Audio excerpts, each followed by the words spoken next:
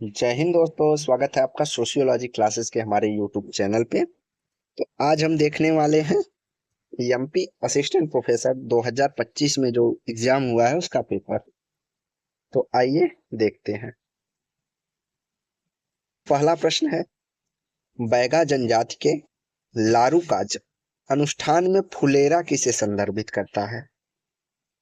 फुलेरा हमारा किसे संदर्भित करता है? तो फुलेरा एक बीमार व्यक्ति द्वारा बनाई गई बेल पत्तियों की गठरी होती है। क्या होती है? बीमार व्यक्ति द्वारा बनाई गई बेल पत्तियों की गठरी। अगला प्रश्न है, मध्य प्रदेश की लोक सेवा गारंटी अधिनियम को संयुक्त राष्ट्र से कौन सा प्रतिष्ठित पुरस्कार मिला है? तो मध्य प्रदेश की लोक सेवा गारंटी अधिनियम को कौन सा पुरस्कार मिला है? किसके द्वारा? संयुक्त राष्ट्र के द्वारा। तो यह है अनस्पा अनस्पा अवार्ड जो है 2012 का मध्य प्रदेश के लोक सेवा गारंटी अधिनियम को मिला है। अगला प्रश्न है, गोंड जनजाति के सात देवताओं के गोत्र किस नाम से जाने जाते हैं? तो जो गोंड जाति की सात देवता हैं उस गोत्र को ध्रुवा ध्रुवा के नाम से जानते हैं। अगला है, पद्म श्री से सम्मानित शैली होलकर, कौन? शैली होलकर किस क्षेत्र में उल्लेखनीय योगदान दिया है? तो शैली होलकर ने महिला सशक्तिकरण, गरीब उन्मूलन और सामाजिक उद्यमिता में जो है अपना प्रमुख योगदान दिया है।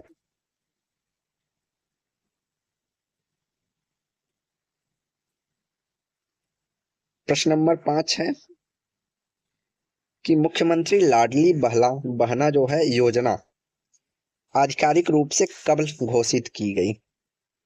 तो कब घोषित की गई? तो 28 जनवरी 2023 को आधिकारिक रूप से मुख्यमंत्री लाडली बहना योजना जो है घोषित किया गया। अगला है, संयुक्त राष्ट्र महासभा ने पोषण के लिए संयुक्त राष्ट्र दशक 2016 से 25 का दावा कब किया था? तो कब से दावा या शुरुआत की? तो 1 अप्रैल 2016 से। कब से? 1 अप्रैल 2016 से संयुक्त राष्ट्र ने 2016 से 2025 को महापोषण दशक के रूप में दावा किया या घोषित किया। अगला है, मध्य प्रदेश में कुपोषण को दूर करने के लिए समर्पित राज्य स्तरीय मिशन का नाम क्या है? राज्य स्तरीय मिशन का नाम क्या है? ये वहां के लोकल से संबंधित है। तो यह अटल बाल आरोग्य एवं पोषण मिशन जो है कुपोषण से संबंधित एक मिशन था, जो अटल बाल आरोग्य एवं पोषण मिशन के नाम से या ABM नाम से जाना जाता है। अगला है, स्वामित्व योजना। तो स्वामित्व योजना क्रियान्वयन की जिम्मेदारी किस मंत्रालय को दी गई है? तो स्वामित्व योजना जो है पंचायती राज मंत्रालय को दिया गया है। पंचायती राज मंत्रालय इसका क्रियान्वयन करेगा, मतलब लागू करवाएगा। अगला है, मध्य प्रदेश सरकार के द्वारा किस वर्ष सुपोषित मध्य प्रदेश विजन प्राप्त करने का लक्ष्य रखा, मतलब किस वर्ष तक? तो 2030 तक उन्होंने लक्ष्य रखा कि जो मध्य प्रदेश है वहां से कुपोषण को खत्म कर दिया जाएगा। उसको सुपोषित मध्य प्रदेश विजन या मिशन के नाम से जानते। अगला प्रश्न है, मजदूर मंजिल नामक मॉडल परियोजना विकास किसने किया है? तो मंजिल जो नामक मॉडल है यह मजदूरों से संबंधित होता है। इसको यसके डे नामक जो है विचारक ने दिया। अगला है, ग्रामीण एवं शहरी समुदायों के मध्य संबंध कहलाता है। तो गांव और शहर के मध्य जब संबंध होता है लगातार कंटिन्यूअम को, तो उसे ग्राम्य नगरी सातत्य कहते हैं या नैतर्य कहते। अगला प्रश्न है कि ग्रामीण समाजशास्त्र के अध्ययन के लिए कौन से महत्वपूर्ण क्षेत्र हैं? तो ग्रामीण समाजशास्त्र किनका अध्ययन करता है? तो आदिवासी, वन और ग्रामीण लोगों का अध्ययन करता है, ए हो जाएगा। भूमि एवं कृषि से संबंधित समस्या और संरचना की बात होती है ग्रामीण समाज में, तो ये भी सही है। ग्रामीण जीवन पर प्रौद्योगिकी का प्रभाव क्या हुआ, इसकी बात करता है। झुग्गी वासियों के द्वारा सामना की जाने वाली समस्या, तो यह शहरी समस्या है, तो इसका अध्ययन ग्रामीण समाजशास्त्र में नहीं किया जाता। तो इसका राइट आंसर जो हो जाएगा वह हमारा 1, 2 और 3 हो जाएगा। अगला प्रश्न है निम्नलिखित में से कौन सा 1993 में ईस्ट इंडिया कंपनी के द्वारा शुरू की गई अस्थायी बंदोबस्त प्रणाली का प्रत्यक्ष परिणाम है? तो अस्थायी बंदोबस्त भूमि बंदोबस्त प्रणाली जो आया, तो उसका परिणाम था कि सीमांत एवं भूमिहीन किसानों के बीच अधिशेष भूमि वितरित करने के लिए भूमि सीमा लागू किया गया कि भैया सीमांत या भूमिहीन किसान है, उनके पास कितनी जमीन रहेगी, एक निर्धारित सीमा निर्धारित कर दी गई। अगला है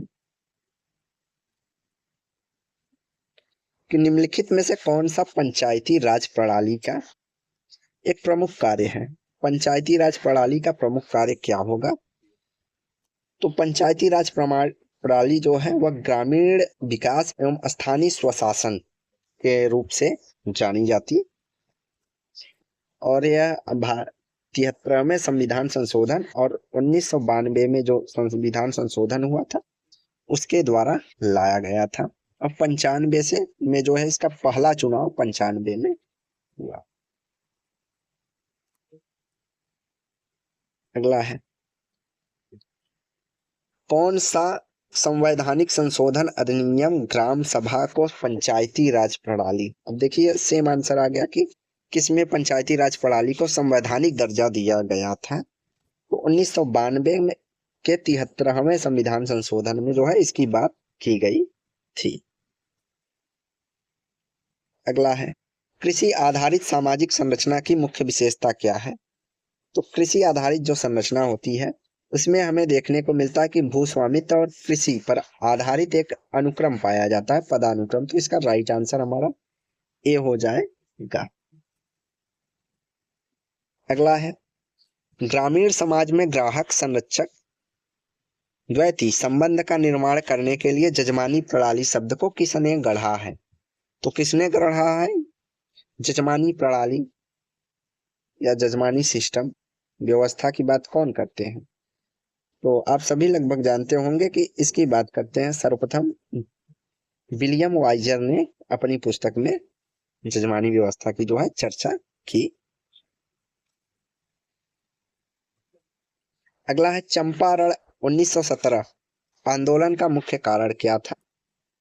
तो नील की जबरन खेती कराई जाती थी, जिस कारण किसानों ने चंपारण आंदोलन किया था 1917 में। और इस आंदोलन में सर्वप्रथम पहली बार गांधी जी किसी आंदोलन में भाग लिए थे। अगला है भारत में सामूहिक सौदेबाजी की विफलता के अनेक कारण हैं। सामूहिक सौदेबाजी निम्नलिखित में से कौन सा एक कारण नहीं है? यहाँ पूछा है कौन सा नहीं है। तो मजबूत श्रम विभाजन, अशिक्षित सदस्य, सौहार्दपूर्ण संबंधों का अभाव, तृतीयक पक्षकार का हस्तक्षेप। तो सौदेबाजी में तृतीयक पक्ष होता है, सौहार्दपूर्ण संबंधों का अभाव होता है, ये भी एक विफलता का कारण है। तीसरा अशिक्षित सदस्य होते हैं जिन्हें जानकारी नियमों का अभाव रहता है। लेकिन अगर मजबूत श्रम संघ है तो सामूहिक सौदेबाजी जो है सफल होती है, विफल नहीं। तो इसलिए यहाँ नहीं पूछा है, तो राइट आंसर हमारा ए हो जाएगा। अगला है निम्नलिखित में से किसने अहमदाबाद के टेक्सटाइल लेबर एसोसिएशन की स्थापना की है? अहमदाबाद में सर्वप्रथम टेक्सटाइल लेबर एसोसिएशन की बात करते हैं एम के गांधी, महात्मा गांधी। अगला है निम्नलिखित में से किस कंपनी के द्वारा गठित वर्क्स कमेटी को भारत में श्रमिकों की भागीदारी कि शुरुआती प्रयासों में से एक रूप से उद्धृत किया जाता है, तो कौन सा है? तो टिस्को। टिस्को जो है एक वर्क कमेटी थी जिन्होंने भारत में श्रमिकों की भागीदारी की जो है शुरुआत किया, टिस्को। अगला है, पूर्व औद्योगिक समाज में प्राथमिक संस्था के रूप में कौन सी संस्था अपने सदस्यों से संबंधित शैक्षिक, मनोरंजनात्मक और यहाँ तक कि धार्मिक कार्यों पर भी ध्यान सदस्यों के कल्याण के लिए रखती है? तो कौन होती है? तो परिवार जो है, पूर्व औद्योगिक समाज से पहले परिवार का ही काम होता था, जो कि बच्चों के शिक्षा, मनोरंजन, यहाँ तक कि धार्मिक कार्य, हर चीजों को परिवार ही सिखाता या बताता है। अगला है, सामान्य रूप से किस मानव संबंध उपागम का किसे मानवीय संबंध उपागम के जनक के रूप में जाना जाता है? मानवीय संबंध उपागम। तो मानवीय संबंध उपागम के बात करते हैं एल्बर्ट मायो।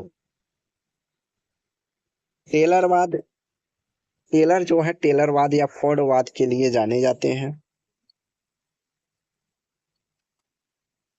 तो यह मानवीय संबंध उपागम किसका है? अल्बर्ट मायो का। अगला है, राष्ट्रीय उच्चतर शिक्षा विनियामक परिषद NHERC की क्या भूमिका है? तो नेशनल हायर एजुकेशन कमीशन जो है, इसकी भूमिका क्या है? तो इसने जो है चिकित्सा और कानूनी, मतलब चिकित्सा और कानून को छोड़कर उच्च शिक्षा के सभी क्षेत्रों के लिए केंद्रीय प्राधिकार के रूप में कार्य करता है। और यह आपके NEP 2020 में इसको जो है लाया गया है कि राष्ट्रीय उच्चतर शिक्षा विनियामक परिषद के द्वारा चिकित्सा और कानूनी, मतलब लॉ को और चिकित्सा को छोड़कर बाकी सब जैसे चीजों को जो है इनमें शामिल या रेगुलेट करने के लिए लाया गया है। National Higher Education Regulator Council इसका फुल फॉर्म है। अगला है, निम्नलिखित में से कौन सी भारत में औद्योगिक विकास की समस्या नहीं है? तो पूंजी की कमी, औद्योगिक रुग्णता की समस्या, दोषपूर्ण नियोजन, स्थापित क्षमता एवं उच्च उपयोग। तो क्षमता और उच्च उपयोग जो है इसका सही आंसर है कि ये नहीं है।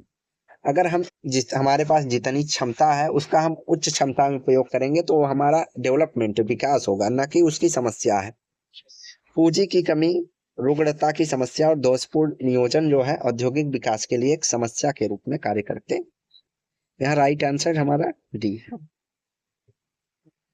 अगला है, NEP 2020 के अनुसार मूलभूत साक्षरता और संख्यात्मकता पर उच्चतर गुणवत्ता वाले संसाधनों का एक राष्ट्रीय भंडार निम्नलिखित में से किसमें उपलब्ध कराया जाएगा? तो कहाँ पे उपलब्ध कराएगा संसाधनों को एक गुणवत्तापूर्ण?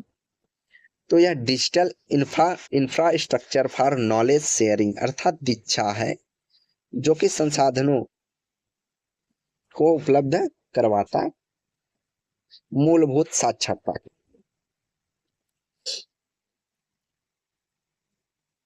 अगला है, निम्नलिखित में से किसने व्यवसाय आय के स्रोत, घर के प्रकार, निवास के क्षेत्र का उपयोग करके वर्गों की पहचान, किसकी? वर्ग की पहचान करने के लिए परिस्थिति विशेषताओं को एक सूचकांक तैयार किया है? तो सूचकांक को किसने तैयार किया है? तो वार्नर और उसके सहयोगी हैं। कौन? वार्नर और उसके सहयोगी।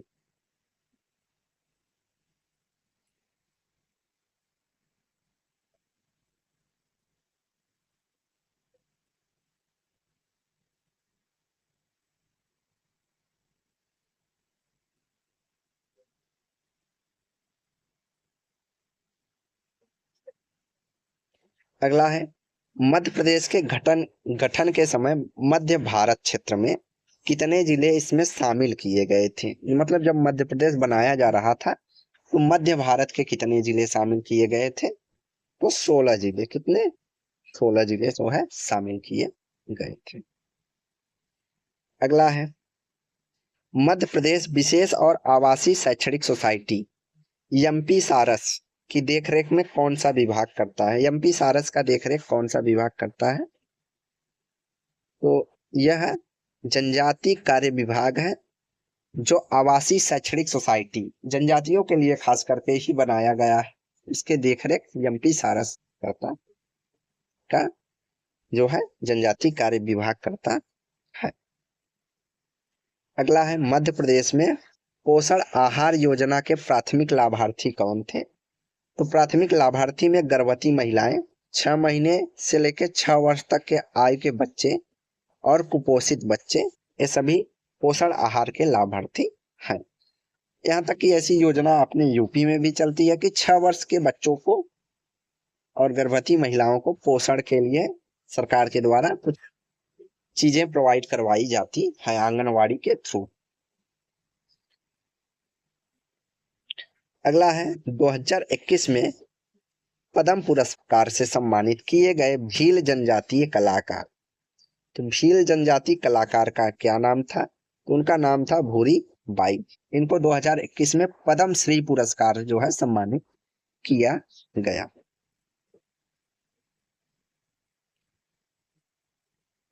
अगला है कौन सा संवैधानिक प्रावधान पंचायती राज संस्थाओं को कराधान वित्तीय स्वायत्तता के माध्यम से राजस्व उत्पन्न करने का अधिकार देता है?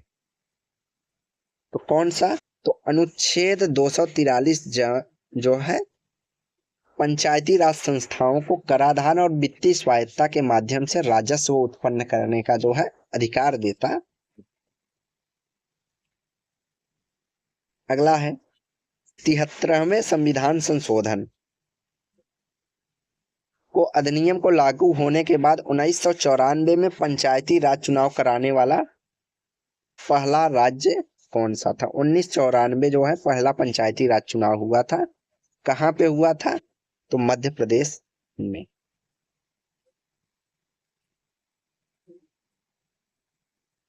और बिना संशोधन के बात हो कि पंचायती राज या प्रथम चुनाव कब हुआ था, तो जब बिना चुनाव भारत आजाद हुआ था तो उस समय राजस्थान में जो है पहला वो हुआ था, नागौर जिले में। अगला है किसने स्वैच्छिक संगठन family planning association of India FPAI का गठन किया था? तो वो भोरे कमेटी थे। कौन? भोरे कमेटी सॉरी इसके आवाबाई वाडिया और धनवंती गामा राव जो है गठन किए थे। कौन? डॉक्टर आवाबाई वाडिया और धनवंती रामा राव, इन्होंने family planning association of India का गठन किया था। अगला है मध्य प्रदेश में शुरू की गई जो है पारिवारिक लाभ योजना का उद्देश्य क्या है? तो पारिवारिक लाभ योजना का उद्देश्य था कि कमाने वाले सदस्यों की मृत्यु के बाद गरीब परिवार को 20,000 एक मुश्त सहायता देना। अगर किसी परिवार में कोई कमाने वाला व्यक्ति मर जाता है अकस्मात, तो उसके परिवार को 20,000 की सहायता राशि देने से। अगला है निम्नलिखित में से कौन सा शब्द उस प्रक्रिया को संदर्भित करता है जिसके तहत एक जाति के सदस्य उच्च स्थिति वाली जाति के अनुष्ठानों को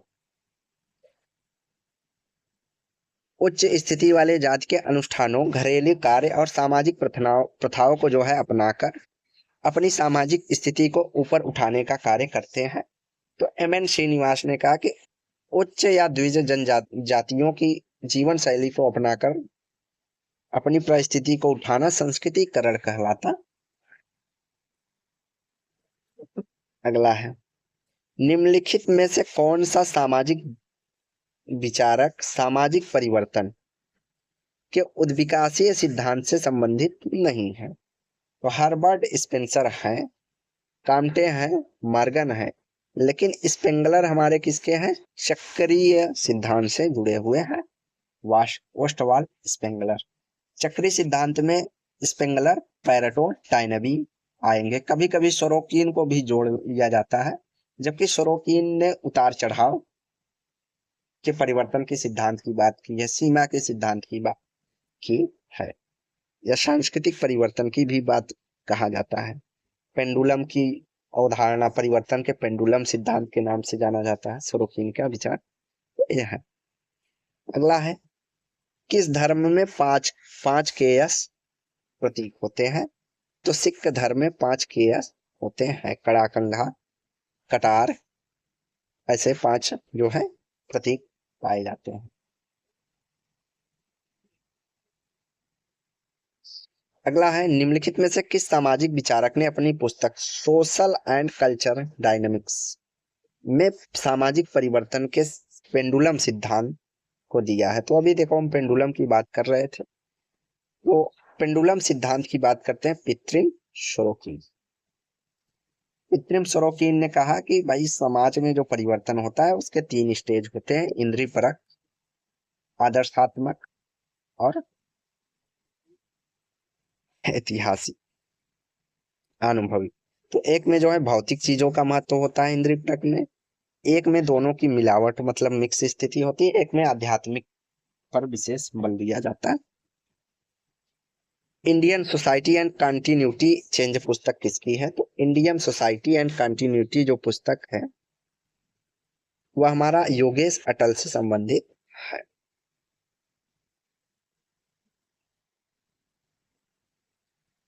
अगला है, किसने कहा कि प्रगति का तात्पर्य केवल एक दिशा से नहीं बल्कि अंतिम लक्ष्य की ओर निर्देशित होना है? मतलब प्रगति केवल एक दिशा में नहीं होगा, अंतिम लक्ष्य प्राप्त करना है कि हाँ आज अगर 5 पॉइंट हमारा स्कोर है तो कल 20% हो जाए, 20 पॉइंट हो जाए तो वो प्रगति है हमारा। अब चाहे उसके लिए कई रास्ते हम अपना सकते हैं, तो मैकाइवर एवं पेज कहते हैं।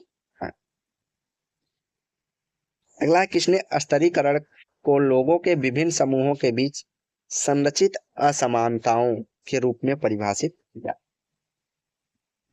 तो संरचित असमानताओं की बात करते हैं एंथनी गिडिंग्स। अगला है, पारंपरिक भारतीय सामाजिक व्यवस्था में वर्ण शब्द विशेष रूप से क्या अर्थ है? तो वर्ण शब्द जो बताता है वह बताता है कि कार्य के आधार पर समाज को 4 श्रेणियों में विभाजित किया गया था, ब्राह्मण, क्षत्रिय, वैश्य और शूद्र में।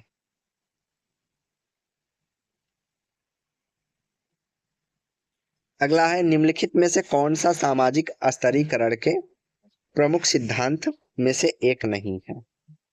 यह समाज की एक विशेषता है, न कि केवल व्यक्तिगत लक्षण। ये तो है। यह सांस्कृतिक मान्यताओं विचारधाराओं द्वारा समर्पित होता है, तो ये भी कथन सही है। यह पीढ़ी दर पीढ़ी आगे बढ़ता है, मतलब हर पीढ़ी में स्तरीकरण पाया जाता है, ये भी सही है। यह प्रत्येक पीढ़ी में यादृच्छिक रूप से बदलता है, तो एक जो है स्टेटमेंट हमारा गलत है, यादृच्छिक रूप से नहीं बदलता, असमानता के स्तर से बदलता, तो डी यहाँ सही हो जाएगा। अगला है, निम्नलिखित में से किसने यह परिभाषा दी कि अपराध देश के लिए कानून के विरुद्ध किया गया व्यवहार? अपराध कानून के विरुद्ध किया गया व्यवहार है, ये किसका कथन है?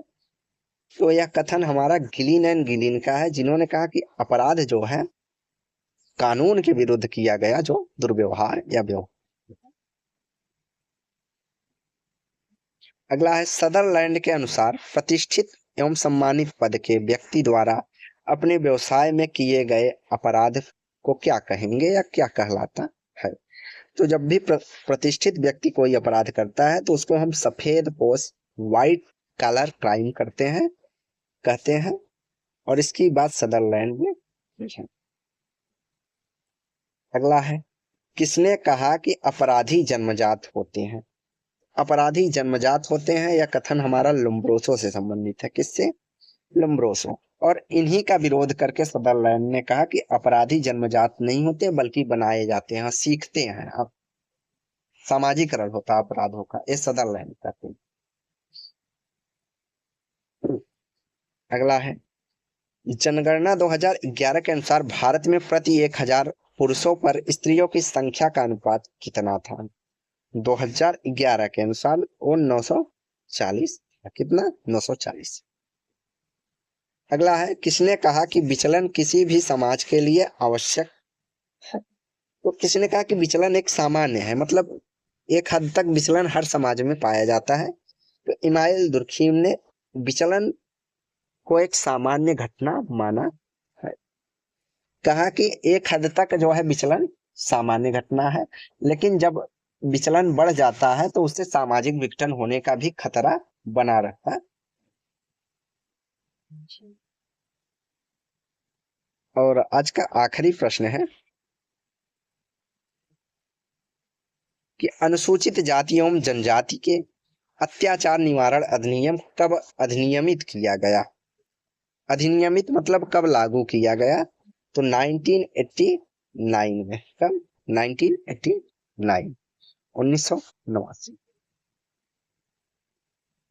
तो आज की वीडियो हम यहीं समाप्त करते हैं। वीडियो को लाइक एंड शेयर कीजिए, चैनल को सब्सक्राइब कीजिए। धन्यवाद।